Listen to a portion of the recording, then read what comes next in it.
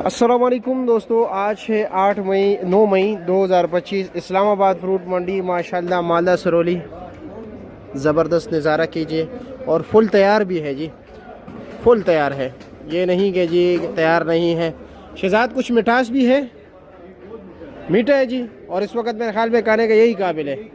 बाकी भी आम आ रहे हैं, अलमास लंगड़ा वगैरह वगैरह, कुछ उसमें 19-20 है।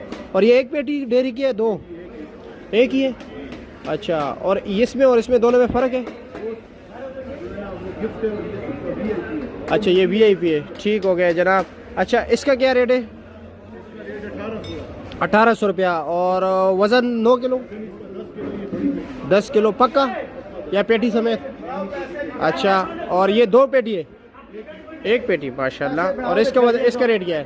इसका रेट आपके साथ लगेगा 1200 रुपये फाइनल है। इसका भी फाइनल है, कुछ कमी बेची है? फाइनल है। चलो जी, शुक्रिया।